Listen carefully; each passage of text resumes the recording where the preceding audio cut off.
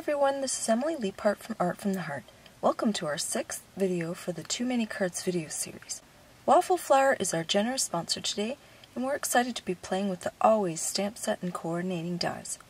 The beautiful girl is what caught my eye first, and I love the florals and foliage. I love wreaths and laurels, so I knew I'd be using these a lot. Waffle Flower recently introduced new storage pockets, and they are absolutely fantastic. It's actually a double pouch, meaning it has a divider built into it. The stamp set sits in the front and the dies sit in the back. I've added my own magnetic sheet to hold the dies after cutting them apart with wire snips. You automatically get this pouch if you purchase the stamp and die combos. If you only have stamp sets and don't invest in dies, you can purchase the pockets separately and put 2 stamp sets in each pocket and store them that way. I'm starting by stamping all the images on watercolor cardstock with VersaFine pigment ink. Then I'll heat emboss with clear embossing powder. I like having raised edges to keep my colors confined for the most part, since I tend to go outside the lines a lot. I'll stamp multiples of each image to create a wreath. This works well in case the stamping isn't perfect, and I'm coloring them all to account for mistakes and also to have extras on hand for future cards.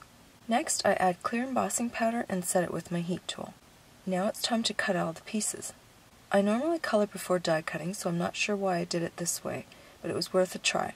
I wanted to arrange the images first to see where I should put the shadows, but I ended up coloring them all the same way. I'm going to stamp the image for my second card so I can run everything through my die cutting machine at the same time. I'm using the lovely girl image, and I'm going to have her recessed with a raised front panel. The way I'm going to do this is stamp her twice on 2 panels of the same size. Then I'll die cut her from the front panel and color the one in the background. I'm planning to add a flower in her hair tucked in the hairband and also underneath her arm. The nice thing about using the Misty stamping tool is that I can re-ink and stamp again in exactly the same spot. I can also just add ink to the areas that need it. After stamping both copies, I add clear embossing powder and set it with my heat tool. Then I die cut all of the images before coloring. I have the 36 color set of the Gansai Tambi watercolor paints. These colors are more opaque, so thicker, with more pigment and also more vibrant than Distress inks. I love them for a bolder look with deeper hues. I've selected 5 colors at first, but I pull a dark brown later for the girl's hair. Here I have carmine red, bright yellow, olive green, turquoise green, and menthol violet. I start with the leaves and the florals and color them all with olive green. I'll speed through the entire coloring process and only show each item once, otherwise this video would be over 2 hours long. For the foliage, I colored the top half of the leaves with olive green and the bottom half with turquoise green. The 2 greens are so different, and I love the contrast. One of the qualities I love about these paints is that they're easy to re-wet and blend even after they've dried. Next, I color all the centers of the flowers with bright yellow. These don't have to be the centers. I'm sure they're just another petal that look like they're centers, but I've chosen to use them as centers to add a pop of yellow. I realize after I color all the leaves that I've forgotten the stems, so I go back and color the stems, also with olive green. The main problem with die cutting before coloring is that there is very little area to hold the image while coloring, so it's good that I did it in these steps. When the green area is dried, it was safe for me to put my finger there to hold the image in place. The flowers were colored with turquoise green on top and menthol violet on the bottom.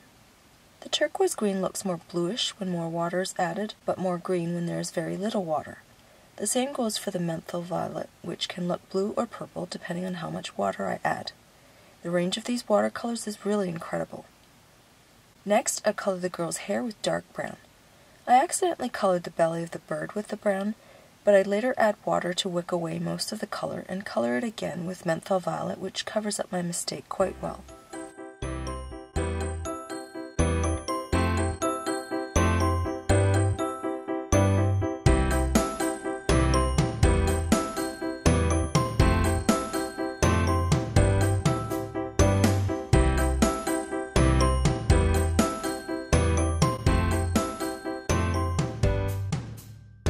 I color the hairband and sweater with olive green and the bird with turquoise green, menthol violet, and bright yellow. I'll be using 2 Distress inks to color the girl's face and hands, because without mixing 2 colors and adding a lot of water, there's no way I can get a good skin tone with the Gansai colors that I have. I'm using Tattered Rose for the main color, and then adding shadows and rosy cheeks with Victorian Velvet. After I have my layout finalized, I'm going to stamp the sentiment down the right side of the card along her cascading hair. The two words will be stamped on either side of the bird's beak.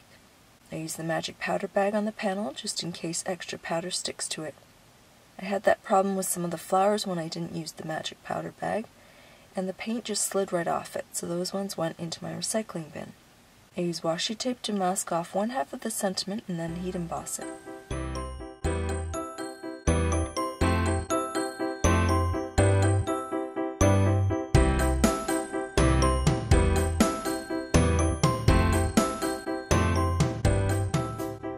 Now I'm going to use an X-Acto knife to cut a slit just above her headband to slide the flower into her hair.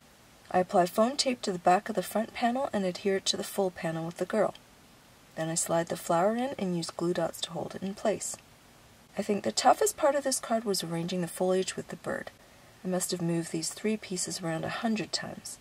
I finally ended up cutting off the stem so they wouldn't stick out. I just wanted clean lines and to be able to place the bird exactly where I wanted it. I tucked a bit of foam tape underneath the bird since it was floating in the negative space. That also secures it better since the 3 pieces were only attached to each other and not to the card base itself.